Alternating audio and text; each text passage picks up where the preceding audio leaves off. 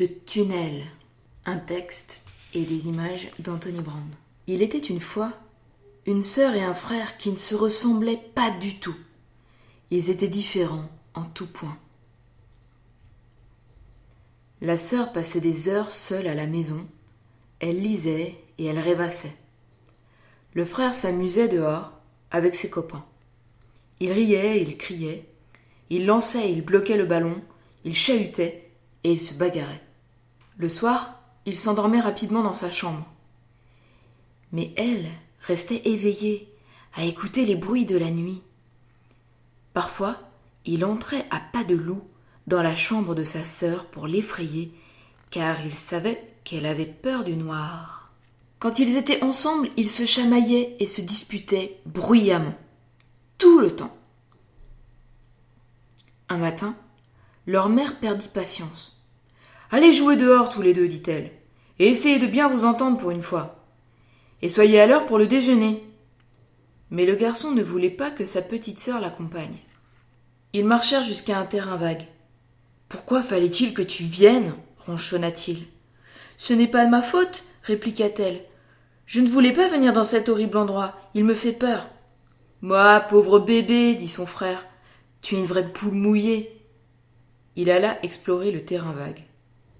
« Hé, viens voir !» cria-t-il au bout d'un moment. Elle s'avança vers lui. « Regarde !» s'exclama-t-il. « Un tunnel ! Allons voir où il mène. »« Non, il ne faut pas, dit-elle. Il y a peut-être des sorcières, ou des lutins, ou n'importe quoi là-dedans. »« Ne sois pas si inouïe, dit son frère. C'est des histoires de gosses. »« Nous devons être à l'heure pour le déjeuner, dit-elle. » La sœur était terrorisée par le tunnel, alors elle resta dehors à attendre le retour de son frère. Elle attendit et attendit, mais il ne revint pas. Elle était au bord des larmes. Que pouvait-elle faire ? Elle était obligée de le suivre dans le tunnel. Le tunnel était sombre et humide et visqueux et effrayant. À l'autre bout du tunnel, elle se retrouva dans un bois silencieux. Il n'y avait aucune trace de son frère. Le bois tourna très vite en une forêt épaisse. Elle pensa aux loups et aux géants et aux sorcières. Elle voulait revenir sur ses pas, mais cela lui était impossible. Qu'adviendrait-il de son frère si elle s'en allait ? Elle avait très peur, et elle se mit à courir, de plus en plus vite. Au moment où elle comprit qu'elle ne pourrait pas aller plus loin, elle arriva dans une clairière. Il y avait là une forme, immobile comme une pierre. Ah ! C'était son frère.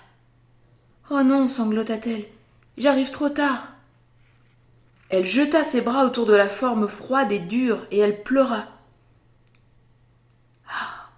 Très lentement, la silhouette changea de couleur, s'adoucit et se réchauffa. Puis, progressivement, la forme se mit à bouger. Son frère était là.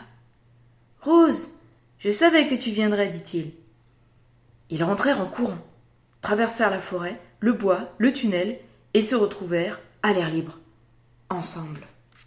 Quand ils arrivèrent à la maison, leur mère était en train de mettre le couvert. « Bonjour, dit-elle. Je vous trouve bien silencieux tous les deux. Est-ce que ça va ?» Rose sourit à son frère et Jack lui retourna son sourire.